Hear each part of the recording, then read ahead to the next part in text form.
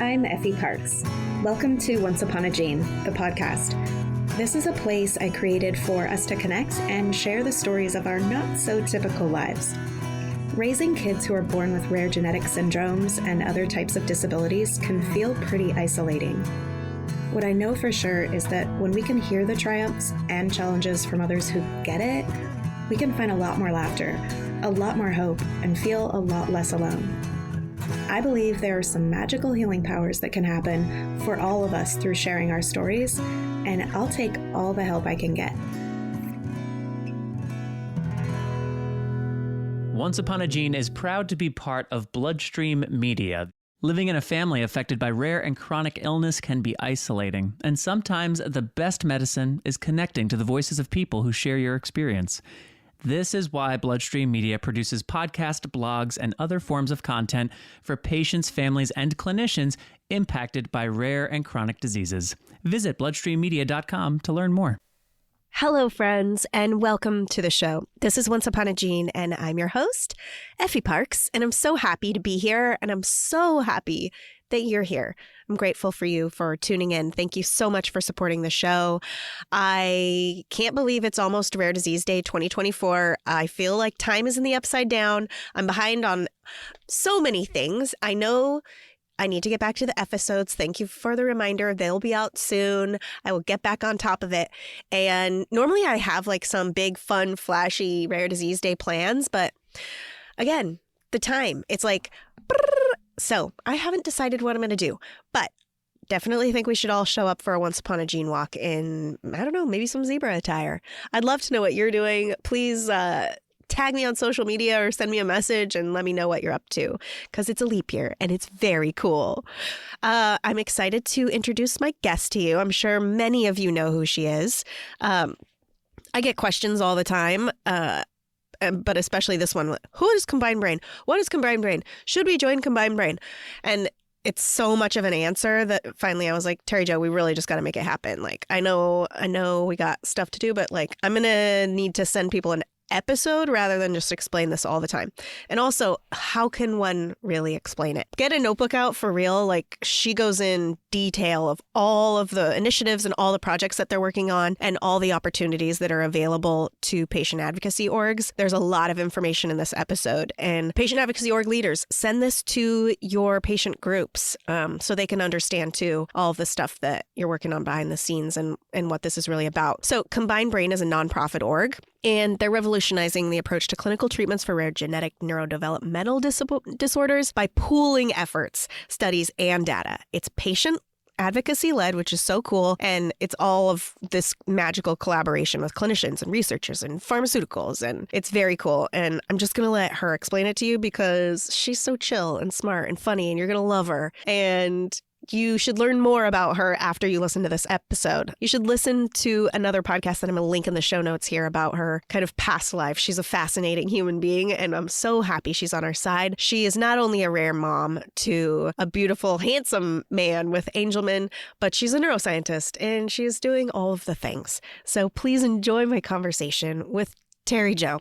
Terry Jo, welcome to the podcast. Well, thank you. Glad to be here. Yeah. We were chatting a moment ago before we were recording about how we've been trying to make this happen for a while, and it's just the perfect time right now. So I'm really excited to get this episode out. People message me all the time asking various questions, and this has been a constant one. Oh. And I really prefer to be able to just pass people an episode rather than explain things and then send them to websites. So thanks for having this conversation with me today. My pleasure. I'm glad people are asking. Yeah. Okay. Well, Terry Jo, let's have a little brief intro of, you, who you are, why you're in the rare disease space in the first place. Well, I am a mom of 5 kids, only they're all grown now. But the youngest one is 24 years old. And when he was born, he was different from his big sisters. And so it took us a while, but we ended up getting him diagnosed. So that was 23 years ago. And he was diagnosed with Angelman syndrome. And so suddenly everything I was interested in before wasn't nearly as interesting to me anymore as neurological things and genetic things and developmental questions. And so I got sucked in to the rare disease field through my son's diagnosis with Angelman syndrome. You have a pretty cool path, actually. That I remember listening to a podcast a long time ago about you and all of your travels and the career that you had at one point. It's really fascinating and seems to have primed you in some way for what you eventually went to do. Well, yeah. So I started out, I got a degree in public health, and I was really interested in international health. And I became a documentary filmmaker and filmed a documentary about women's health in Africa. And while I was filming a difficult birth in a tiny little village in the Ivory Coast, I realized I didn't want to be behind a camera. I wanted to actually do things. And so I went back to school and became a nurse midwife. And I loved it. I worked as a midwife for about a decade before Louis was born and diagnosed with Angelman syndrome. And then I kept working as a midwife for a while, but then I kind of started midwifing studies because what was really interesting all of a sudden, of course, was research. And we couldn't believe, my husband and I, he's a surgeon, we couldn't believe that there weren't any clinical trials for Angelman syndrome. And that didn't make any sense to us. So we tried to marshal all of our medical connections to work on clinical trials. And then I finally got tired of it all taking forever and had this really innocent notion that maybe I could single-handedly push things faster if I only had the right science degree. So I went back to school as a middle-aged lady and got a PhD in molecular neuroscience. And that was very, very interesting. But it turns out that a whole lot of really good scientists did a whole lot of really good science while I was in the middle of trying to get my PhD. And so the funny thing is, in a way, it's coming back full circle because here I am on a podcast to talk about new, developments in research for neurodevelopmental disorder. And it just goes to show you that you actually need documentaries and films and podcasts and everything to get the word out almost as much as you need science. So that's basically my road. I love that. Oh my gosh. Yeah. I wish this was an episode about Terry Jo's backstory because it is full and rich and moving and heartbreaking. So go Google her and learn about her or find her on another podcast. Today we're going to be talking about COMBINEDBrain mostly, but I appreciate that little window into your total awesomeness. And I just love how many moms there are in our rare disease space who go on to just be like, I'm going to take care of that. I'm going to go get my PhD and go be a super mom. Okay, let's talk about the inception of COMBINEDBrain. What inspired it and how did it come to be? Okay, so while I was getting my PhD, some scientists elsewhere actually figured out treatments for Angelman syndrome. So by the time I graduated, what we found out we needed were not as much new compounds to deliver to kids with Angelman syndrome, but what we needed was a way to measure whether or not these compounds were working. We knew by the time I graduated, we meaning the world, knew that we could turn on the paternal gene in Angelman syndrome, which is the whole key, or we think it's the whole key to curing or treating Angelman syndrome. What we didn't know was, how could we tell if it was working or not? So I got drafted by two foundations that were working in the field. They're still working in the field, the Angelman Syndrome Foundation and the Foundation for Angelman Syndrome Therapeutics, ASF and FAST. I got drafted to run this new thing called the ABOM, the Angelman Biomarkers and Outcome Measures Alliance. And so I worked on Angelman biomarkers and outcome measures, and I did that for a couple of years, and then realized that we could take the lessons learned from Angelman and expand them to a lot of other similar disorders. Because ever since, Angelman was one of the first, besides the really obvious chromosomal disorders, it was one of the first really monogenetic neurodevelopmental disorders that was diagnosable. And so since then, back then there were so many kids that were suspected to have Angelman. So they were diagnosed, and maybe even your kid was told he looks like he has Angelman, but he's not coming up with the gene mutation for Angelman. What is it? So there are so many disorders that are similar to Angelman syndrome. So it turns out we could probably use a lot of the lessons learned with Angelman and move them into these other disorders. So I opened Combined Brain about 1 minute before COVID hit in order to take the lessons from the ABOM, the Angelman Biomarkers and Outcome Measures Alliance, and expand them to as many other disorders as possible. So that is why we launched Combined Brain, which is an acronym that I'm very proud of, which is Consortium for Outcome Measures and Biomarkers in Neurodevelopmental Disorders. I know the satisfaction of finally getting that sealed. That's awesome. Good. We launched it in, is it 4 years now? How long ago was COVID? Yeah, about was that. COVID 4 years ago? It was 2020. Yeah. So we launched it 4 years ago. We started out with about 10 founding members, and we're now up to 100, and they're coming in every day, new disorders, and it's really amazing. Most of the groups are really interested in helping each other. They like to work on pre-competitive sort of resources. We've got industry partners now that are also really interested in pre-competitive projects. And that's our buzzword, pre-competitive. And that's what we're trying to do as much as we possibly can. Okay, for the families who are new into this and who are getting a crash course in rare disease and moving into this type of advocacy, can you explain pre-competitive resources? Yeah. So when you have a company working on a disorder, they hold their cards very close to the vest.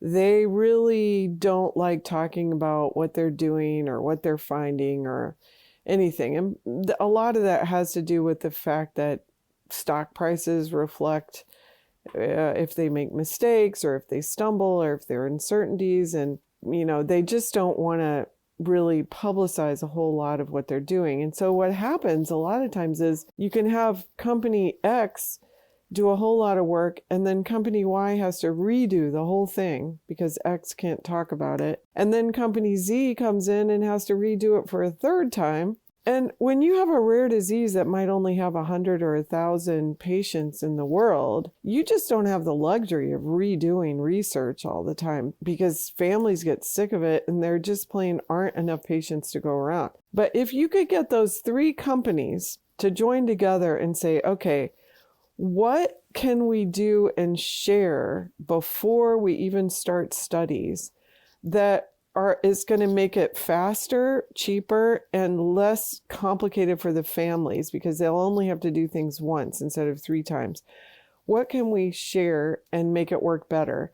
And so that's what pre-competitive means. I mean, it seems so basic, but it's been so difficult for everyone to embrace. Time and money, and obviously the holding everything close to the vest and needing that outcome to be theirs it's frustrating. So this idea, of course, makes perfect sense, but I'm sure it hasn't been easy. It hasn't been easy. And the funny thing is, foundations are competitive too. So you can have these foundations that aren't used to being pre-competitive and kind of hold things close to the vest. So besides working with companies and getting them to share, we also try to work with foundations and get them to share so that, in fact, not every single new disorder needs to build a biorepository, or not every single new disorder needs to come up with a brand new way of measuring communication. But instead, if they can come up with one that can work across a lot of disorders, that might be really great. Okay, let's dig into that a little bit. Maybe that's part of the primary mission of Combined Brain, but can you describe some of the key services and the programs offered by Combined Brain to especially kind of encourage the translation of stuff working along, more than just one group? Well, what we did when we started out with our very first founding members, we tried to find out what they needed. And one of the main things they all wanted right away, they needed iPSCs, stem cell lines. that was something for them that was really urgent so that they could find out if they would qualify for antisense oligonucleotide treatment, or if they could use cell models to try repurposed drugs or high throughput screens. So one of the very first things they needed were stem cells. So we started thinking about how can we help these groups get that. And there are resources already. So groups that are part of Simon's Foundation can get iPSCs made for free often, but not all of our groups were part of the Simon's Searchlight cohort. And sometimes academic groups would make stem cells, but they wouldn't always make them available to everybody who needed them. And so we were trying to fill the cracks for the stem cells and realized that, in fact, if we could open a biorepository that could be owned and managed by the foundations, and, so that they could have control over their samples, and that might be something that would help fast track the research and towards treatments for those disorders. So we opened a biorepository, and that has only been open for 2.5 years. And it's a really radical sort of thing, because the biorepository is run and owned by the Patient Advocacy Foundation and governed by the Patient Advocacy Foundations. And in that short space of time, 2.5 years, we've gone from 0 samples to over 900 individuals represented in the biorepository. And we're collecting everything from blood to urine, even poop. We do dried blood spots. We will collect cerebrospinal fluid if it's transferred in from some other place. We're not collecting it proactively yet, but soon we will be. We can take the blood and spin it down to plasma really quickly in an hour so that it can be used for biomarker studies. And we can also process the blood into PBMCs, which is a type of white blood cell that can be frozen down, and then later on the foundation can decide if they want to make stem cells out of it or not. We also expand fibroblasts, so if people get a skin sample done, we can take their skin cells and expand them and freeze them down, and they can be made into stem cells later. So we're really, really proud of the biorepository and everything that we're doing through the biorepository. Yes, it's so cool. And you're hustling. We were so grateful to have you at our CTNMB1 conference last summer, and we got a bunch of blood samples and a bunch of sibling samples. I don't think you were yet doing the skin stuff, so we'll maybe have to coordinate that again sometime. We have a COMBINEDBrain registry that any COMBINEDBrain member disorder can use for free. And then if they want their own portal through across healthcare's matrix, they can open their own portal and transfer that data into that portal. Oh my God, that'd be life-changing. I know. You can tell I'm a mom who's had to fill out a bazillion surveys, and oh my God, I can't stand it over and over again, the same thing. So I'm highly motivated to reduce survey repetitiveness. Fatigue, trauma. I mean, I think with anything that I've ever been through with Ford, surveys are the absolute worst. They're the worst. And it's been depressing. Yeah, they're totally depressing, especially if you're in the wrong place, at that time, and you got to answer those questions of can'ts. And it's frustrating to have to continue to do it over and over. This is what so much of the research and so much of what we're trying to do as caregivers to accomplish, instead of trying to fix our kids and make them not disabled and blah, blah, blah, blah, blah. There's that sort of opinion that is there that that's what families like ours are trying to do. And it's not that at all. It's all about quality of life and gaining any kind of independence and awareness around stuff like that. And it's so nuanced. Mm-hmm. I mean, if you think about a lifelong, my son was born when I was 39. He's expected to have a normal lifespan. He's going to live 39 years longer than me. It'll be likely. And I want to set him up the absolute best I possibly can. And if that means that he he can communicate better with the people who help take care of him after me. If that means that if he can take himself to the toilet, he could actually participate in programs where that's a requirement, because there are a lot of programs that require that. That means that there are so many other things that'll be open to him and available. And so gene therapy that gives him those two things would be completely, not gene therapy, any therapy that could give him improvements in those two things are going to make a huge difference for the rest of our family too, for his sisters who will probably be caring for him after I'm gone. Amen. Okay, so can you talk a little bit about who can join COMBINEDBrain, why they want to, who should join it, and then maybe talk just a little bit about the ones who are like, but I'm already at Simon's, why would I join COMBINEDBrain, and kind of talk about the differences between and how they sort of enhance each other.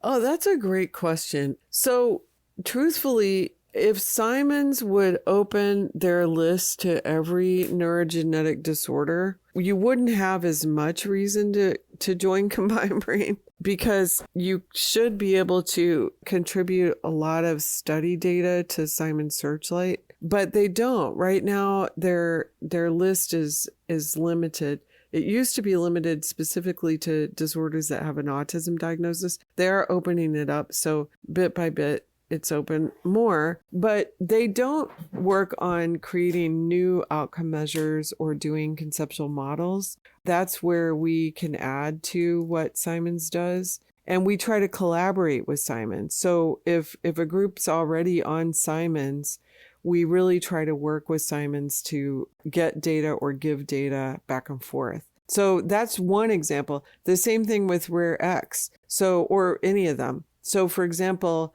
RareX, we encourage people to be on RareX, and they use a platform that's very similar to what we use for the Matrix, across healthcare's Matrix. But there are specific things available on the Matrix that COMBINEDBrain uses that RareX hasn't accessed yet.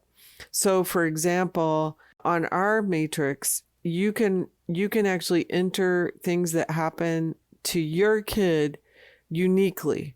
So my son just the other day over the Christmas holidays had a terrible cold, and we had the whole entire extended family there for the Christmas holidays, and he wiped his nose on his own for the first time. Not once, but many, many times. And he took big pride in that. That's a brand new skill. That's another life-changing skill. For him to wipe his own nose when he has a cold is a big deal. I want to enter that in his Matrix, because that shows that he's learning new things even at the age of 24. But there's no natural history study that's going to ask me, does your kid wipe his own nose? Because they can't anticipate every little thing that's going to be unique to each kid. So that's a thing that we include in the COMBINEDBrain Matrix that RareX doesn't. But we don't want to discourage anyone from being on RareX, because, and we hope eventually, we really like working with RareX, and we hope that eventually we'll be able to really send all of our data over to RareX maybe someday, or receive all of their data on the COMBINEDBrain Matrix, either way. So just those are a couple of examples, but we also have this whole project called the Rent-A-Brain. And so we have students, college kids that are majoring in neuroscience, mostly pre-meds, also grad students and postdocs, and some scientists who are on staff who can work for individual foundations on a specific limited project. So maybe a foundation might need an ICD-10 code, or they might have a grant that they're trying to write, or they might want a summary of all the different treatment possibilities that their particular disorder should think about. They can hire some of our Rent-A-Brains to work on those projects and help them without having to hire a whole scientist on their own for their whole foundation, which is, a long short-term expensive project. At our biorepository, if you had an academic in New York who wanted to do a project, and you had an industry partner in Germany who wanted to do a project, you could actually have those samples shared with both of those groups, along with any data that's connected to them, and both of those groups could do projects on them independently. The whole thing we're trying to do is provide all the resources that foundations need to really fast track all their research.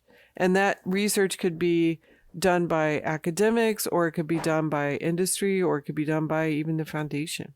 I love it so much. It's the one-stop shop. It's like you're putting everything on the silver platter, the way we always talk about it, and just like make it rain, right? Like, here's our data, here's our this, here's our that. Let's just do something with it and make it happen sooner than later. Mm-hmm. What we're trying to do is make it possible for every little neurogenetic disorder to really be able to attract a lot of attention. Yeah. That's so cool. And I'm going to go and research that strategic plan offshoot of the Rent-A-Brain stuff. That's really neat. You have so many different projects going on. It's wild how you can keep them organized. It also makes me go, oh yeah, what about Project Find Out? So Project Find Out. So when we got bigger, after a year or so of operation, by then we had probably 30 disorder members. We had an industry advisory board, a scientific advisory board, and a clinical advisory board. And by that time, we realized we needed to do a strategic plan for ourselves. And we needed to find out what was the highest priority for each of those different advisory boards. We did a lot of kind of focus group work and surveys with each of those groups. And we found out that one of the most important things was just plain diagnosing patients. That there were a lot of disorders that were relatively new, and through research like Dennis Lal did on his paper, they estimated that the incidence rates of these disorders were going to be way higher than we were currently seeing. And so the idea was that we just had to find the patients. So there are groups out there already. Probably Genetic is one group that provides free whole genome sequencing for people who have certain symptoms. Ambit Healthcare is another one that does that. And then anyway, a bunch of others that provided whole genome sequencing. But we realized that there were some areas or some age groups where you really couldn't get whole genome sequencing easily at all. Number one were the babies. What we realized is that most families with these disorders, they know there's something going on with the baby, even before any doctors will acknowledge it. Most of the moms, a few dads, but mostly moms, they have a hunch, and they are usually going to the doctor and saying, look, there's something the matter, and they get the runaround, and it takes at least a year unless the child's having terrible seizures or some other symptom that's really obvious. Most of the families are put off, and it's not until they're a year old that when the children are really having a hard time with their milestones and it's obvious that they've missed milestones, then they finally get sent for genetic testing. They usually get a microarray, but a microarray only tests for a certain number of disorders. So you might only have 200 or 100 or 300 or 400 disorders on any individual microarray. So many, many, many kids who are tested by a microarray will come up negative. And then if they're lucky, they get referred to genetics and they are on a waiting list, and most waiting lists last another 6 months or a year and a half. So a lot of kids with combined brain disorders, even with the best healthcare coverage, don't get a diagnosis until they're over 2 years old. Well, the idea is that for a lot of potential treatments that are coming down the pike, the sooner the kid gets diagnosed and treated, the more chance that it's really going to be helpful to the kid. And so we wanted to find a way to get kids diagnosed between 3 months and 12 months of age. with vague symptoms. So we wanted to be able to say, well, what if the child just has a few symptoms of a neurodevelopmental disorder? Would there be a way that we could get them referred for whole genome sequencing without getting too many families scared for no reason? We didn't want to have people sent for whole genome sequencing when their kids just spitting up sometimes. We wanted it to be kids who really have something, but we don't want to restrict it too much because we want to catch all the kids that do have something. So we did a lot of research on what diagnoses are done, and we went through the ICD-10 codes that were already out there for all these different symptoms. And we made a list of symptoms that if you report those symptoms when you're under 12 months old, if you have 2 out of these 7 symptoms, we think you have a 30% chance of having a genetic disorder. So we are doing a study, and Find Out is another acronym, and I'm probably not going to be able to. It's Fast Infant Neurodevelopmental Diagnosis by Outpatient Testing. But there are things like hypotonia, feeding difficulties, NICU admission, developmental delay, all these different things. So if you have 2 of the 7, we think it's worth getting whole genome sequencing. So we have this project now where we just launched it. We've had our first patient enrolled, and we haven't even advertised it. We haven't taken the marketing materials to any of the doctors. We haven't even put out anything on the internet except for the website. And in the month that we just had the website open, we already had 10 families apply. So we think there's a big need for this early diagnostic testing, and that's what Find Out's all about. Yeah, when I saw this come out on LinkedIn, I was like, share, love language, because not everyone is quote unquote lucky enough to have been put into the NICU. Okay. All of our families are kicked out of the hospital and then slogging through these symptoms and not getting listened to and also trying to figure it out. And I believe, obviously, it's so powerful to empower families sooner than later also, right? So if we're giving caregivers the ability to understand what's happening, to get a diagnosis, to be motivated to be a part of their community and to advocate in whatever way, they shed their debilitating grief sooner. You get them excited, you get them involved, and it just creates a healthier ecosystem. They participate and they fill out those stupid Vinelands. Like, it moves up, right? A piece like this is so transformative for a family, especially in the beginning, on how quickly they could move in and take action and do something. And they find their tribe. They find other people in the same boat and that can give them advice and help them through the rough patches. So even if there's no treatment available yet, getting an early diagnosis is supportive, period. Amen. It's a form of a treatment all on its own. And I do think that we're going to find that it's over 30% when these start to really, tick up and getting these kids tested. Mm-hmm. I think so too. Once we finish that, we're going to expand to adults, because that's the other age group that is just not diagnosed. You have so many people who are 30, 40, 50 years old who are in supportive living situations who were only told that they had autism or intellectual disability, and they've never been given genetic testing, which it might sound like, well, do they really need it if they're already 30 or 40 or 50? Yes, there are some meds. SYNGAP1 is a really good example. There are meds that can make adults with SYNGAP worse. There are people with SYNGAP1 who have terrible, frightening behavior, and it might be able to be treated differently if they have a diagnosis of SYNGAP1.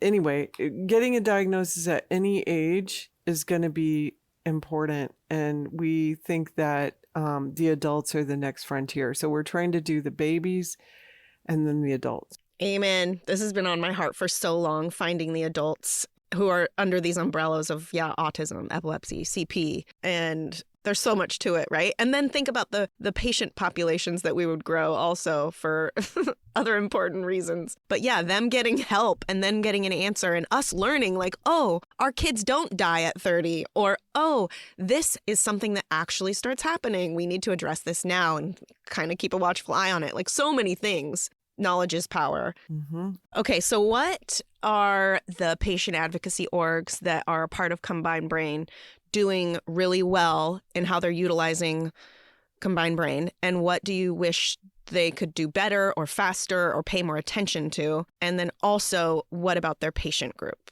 What about their patient populations? Is there anything that they could be engaged in or that you would wish they knew about or could potentially start working toward? And maybe what isn't working so well also? That's a great question. So I think there are some members of COMBINEDBrain that use every single resource of COMBINEDBrain, and they're really smart about it. They use the biorepository. They volunteer to be in one of the conceptual model studies. They are collecting natural history. They get the Rennebrine program to help them write a grant. They just use every bit of it. And it's wonderful working with them. We, at the staff of COMBINEDBrain, end up being experts in those disorders because they do use all the COMBINEDBrain resources. And so we interact with them a lot. There are other groups that really aren't using COMBINEDBrain much at all. And I think they might think of it as just kind of one more thing that they have to belong to. But even some of them, when they come to the patient advocacy group meetings, they do access some of the resources that we connect them to. And so I know that even the ones that are sort of passive members are still getting some benefit. But I think that the biomarkers and the outcome measures studies, which is, of course, what we were formed to do, are really the biggest part of COMBINEDBrain. And that's what groups should really take advantage of with us. That and pushing out Project Find Out, because then they could get more of their own patients diagnosed as fast as possible.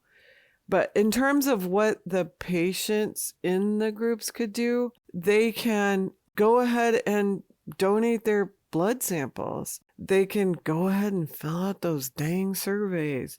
So the individuals in the member organizations, we don't want them to give us any money. Isn't that a refreshing It's thing? Refreshing. It's very refreshing. There's a fee though, right? Right. There's a membership fee. It's on a sliding scale, and we're increasing it this year. Our staff has been sorely underpaid and has been traveling around the country to do these projects and sleeping on the floor and in sleeping bags, and we need to increase their pay and, increase their standard of living in the travel. So we need to do that. But one of the reasons we need to do that is specifically because we don't accept individual donations. So if a member of a patient advocacy group is in favor of COMBINEDBrain work, please tell your leaders that you're in favor of it, that you think it's a good idea, and that you'd be happy for your disorder foundation to go ahead and join or pay a slightly increased dues. So this year we're increasing the dues from the NORD sliding scale, and we're trying to figure out how to do it in such a way that we don't punish the groups that are really small, and we also don't punish the biggest groups, which probably need us less. So we haven't completely decided on that, but it might go up to more than $1,000 for each organization. But when you think about it, for $1,000, the organization gets a biorepository. It's just nothing. Or the organization gets to participate in conceptual models or in a natural history study. It just, for $1,000. Yeah, that's not just a bill to pay. I mean, there's so much behind that. It's a no-brainer. Okay, we could talk about COMBINEDBrain forever because you guys are doing a bazillion things. But one more thing I wanted to talk about were the road shows. So tell patient advocacy orgs, and especially some of their members, the active community members that listen to this stuff more than the leaders themselves sometimes because they're obviously so busy doing other things. What do families need to know about maybe getting you on board to coming to their conference or coming to their town? If they want to send blood samples, can they just mail them now?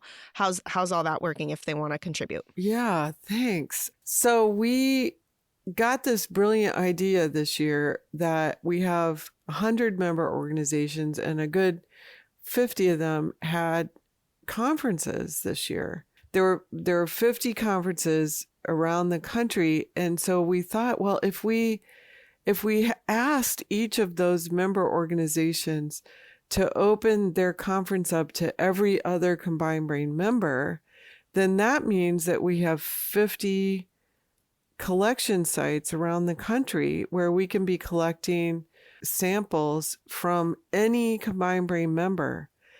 It was taken up by more than 20 groups, including yours. And that was very exciting because it meant that we could be local families, not the family with the disorder that the conference was about, but just some family in Philadelphia could walk in and do their blood or pee donation or whatever when there's another conference from a different disorder happening in Philadelphia. So that is how we got so many samples this past year. We can actually send mobile phlebotomists to your house. And that mobile phlebotomist could collect from you in your own house. That costs money, and the foundation would have to pay for it. It's still, I think, a really cheap price. It would cost less than $500 to have a mobile phlebotomist go to the house of the person, collect the sample, and then send it specifically in to be processed for stem cells or for a biomarker study. So it's still, in fact, it can be sometimes less than $400, depending on how far away the person lives from civilization. But these road shows are when we go to the conferences around the country. And last year we made this huge push. So we went to a whole lot of them, but it really was a stress on staff. So this year we're going to try to make a more rational decision and have 8 or so collection sites around the country and trying to have one in each region of the country. And so we want organizations to group together and sponsor a collection. So if we have, for example, last year, FAM 177A1, that organization had a conference in Seattle, and they were really near the Kabuki syndrome group that had a lot of members up in Seattle. And so they were able to get a lot of samples from those two syndromes at the same time, even though they have absolutely nothing to do with each other. That kind of thing can be repeated this year. So if there's a group that's having their family conference in Phoenix, Arizona, and there are a bunch of families in Phoenix, then 2 different or 3 different or 4 different organizations could band together to sponsor a sample collection in Phoenix. And I mentioned Phoenix because we've never done one in Phoenix, and that would be a good one to do. So that's a way that individuals can walk in to a family conference and donate, or they can rise up and say, we're happy to have a mobile phlebotomist come to our house and do that. Either way. All that is so awesome. And the mobile phlebotomist thing is so super important. And I know that made a lot of ears perk up because some families don't even think about it, right? Because they're so overwhelmed, but that's literally the only way they're going to be able to get their kids' blood drawn. And yeah, there's so many blessings that can happen when you are, at a collection site at someone's conference. Like, I know for me, I got to see so many of my friends in real life for the first time that lived on the East Coast who came to donate their kids' blood. And you can also get, appear into other conferences, see the location that they chose, see how it's being ran, see the posters that they have up. You can get so many other ideas by just being able to go to another conference to donate this blood. So it's multi-purpose. And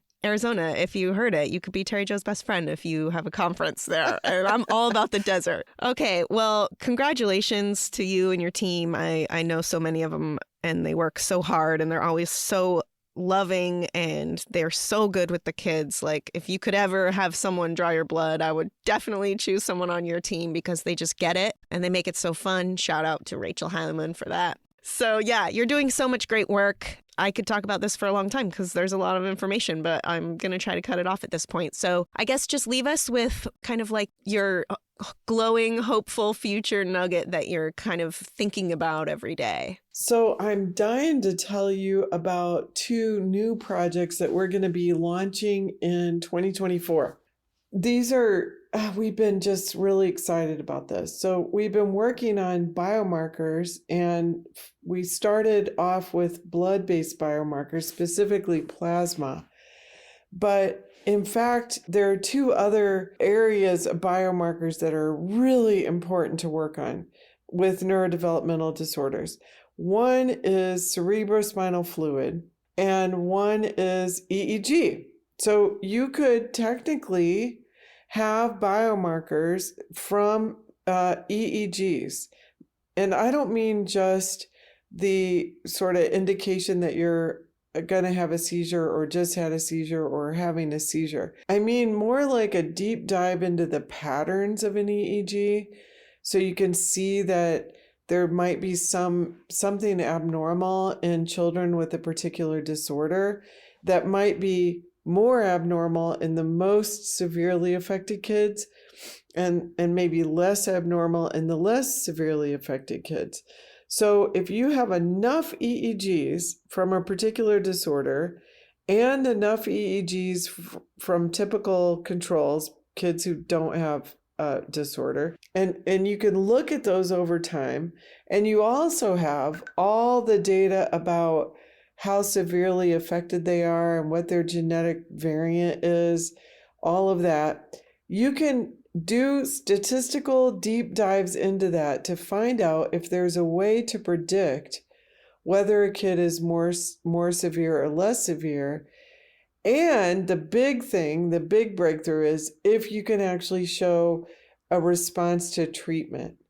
So this came out of great work that was done for Angelman syndrome, which, as you know, my son has.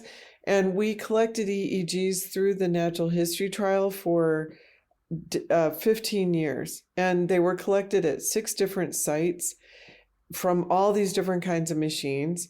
And when it came time to look at them together, and we had at that point at least 150 kids, and some of them were seen 2, 3, 4, 5, 6 times. So we had longitudinal data on them to see if they had the same patterns over time. This was really important data, only the problem was we couldn't analyze them all together because they were all done in different institutions with different software, and we had to go through this painstaking process. And when I say we, I'm meaning the world. It wasn't me specifically doing this. People had to go through this very painful process to remove all the names, remove the faces that were on video in the video feed of the EEGs, and make sure that all of those EEGs could be analyzed together. But when that analysis was finally done, when that was complete, there was a beautiful EEG biomarker for Angelman syndrome. You could predict what the genetic variant was based on the EEG. And what made it really meaningful was that when we scored the developmental testing, and specifically scores on the Bailey and on gross motor skills and other things that are important for real life, what we found was that we could correlate that EEG pattern with those developmental skills. So what that means is that in a clinical trial, if you show, let's say they're giving a gene therapy, and you give the gene therapy, but the brain doesn't respond immediately to the gene therapy. Maybe it takes a while for new neurons to be built or for new networks in the brain to be connected. So you might not see on the outside how well that's working. But if in the EEG pattern, you can already see a reversal of that abnormal signature, that means there's a good reason to keep going. Because what it means is you might start to see a big change in behavior, after a little while. So to do this, to be able to do this for all the disorders in combined brain, we're creating a giant permanent EEG bank. And we want this EEG bank to be just like a blood bank, basically, where people can upload their EEGs. And by people, I mean patients could upload the EEGs, doctors could upload the EEGs, and then those EEGs can be converted and de-identified, no longer through the painstaking process that we had to do for Angelman, but through an automatic process. They can be de-identified and converted into a format that they can be analyzed all together by whoever wants to do it. A researcher at a university, an industry, partner who wants to study a particular disease, anybody could access those EEGs. This is the year we're launching the EEG Bank. It's a very big deal. We have a lot of groups who are applying to be the platform host of the EEG Bank. And so we're hoping by the end of February that we will actually have an announcement to make on exactly how that EEG Bank will work. So that's one thing. And then the other thing I really want to talk about is our CSF bank. So cerebrospinal fluid is hard to get. The only way you can get it is by doing a spinal tap, or if you have some kind of brain surgery or something. And so we don't expect a lot of families to have access to be able to donate their family members' cerebrospinal fluid in any regular basis. But sometimes kids do have spinal taps for some reason. Sometimes it's for a diagnostic purpose. Sometimes they might have an operation, like if they have a tethered cord. They might have a very, what they call a simple brain surgery procedure done that can release the tethered cord.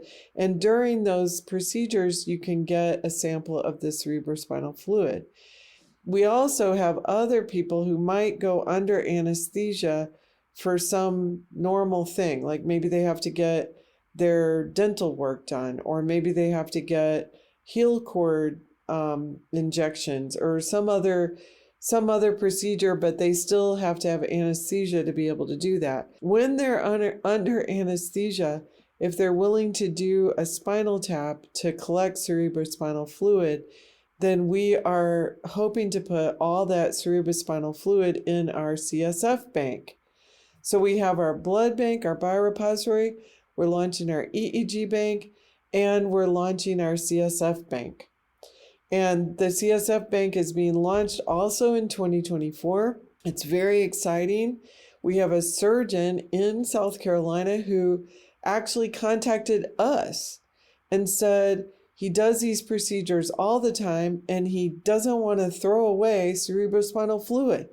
It's amazingly valuable in the sense that we could study biomarkers in cerebrospinal fluid. We could see if a protein is measurable. Let's say that you are doing a gene therapy for CNS K2B. And what you want to know is the CNS K2B protein reduced in the spinal fluid in kids with the disorder? And then you give the gene therapy and you want to know, well, does that protein go up once you give the gene therapy? If it does, then you know the gene therapy is working, right? But first you have to know whether you can even measure that protein in the cerebrospinal fluid. And the only way to do that is to do experiments before you ever do the gene therapy to find out if you can measure that protein in the CSF. So we hope that we will get people to step up and volunteer to put their EEGs in the EEG bank and step up and volunteer to collect cerebrospinal fluid whenever it's a possibility. So that's it. Dude, that's so cool. To be able to see the gene from the EEG, that's bananas. Jump on the train because Combined Brain is mobbing. Okay, well, Terry Jo, thanks for being my guest and taking the time to talk to me and explain this to people. Definitely go check out Combined Brain. I'll leave all the links in the show notes, and you're going to learn more about it on their website too, because there's probably numerous things we didn't really cover. I just wanted to touch on most of the things that they're doing and how you as patient advocates and patient advocacy orgs can tap into this resource and perhaps start utilizing it a little more than you are now. So congratulations to everyone, and thanks for being my guest, Terry Jo. Thank you, and Happy New Year. Happy New Year. I hope you've been enjoying this podcast. If you like what you hear, please share this show with your people, and please make sure to rate and review it on iTunes or wherever you get your podcasts. You can also head over to Instagram, Facebook, and Twitter to connect with me and stay updated on the show. If you're interested in sharing your story, or if you have anything you would like to contribute, please submit it to my website at effieparks.com. Thank you so much for listening to the show and for supporting me along the way. I appreciate y'all so much. I don't know what kind of day you're having, but if you need a little pick-me-up, Ford's got you.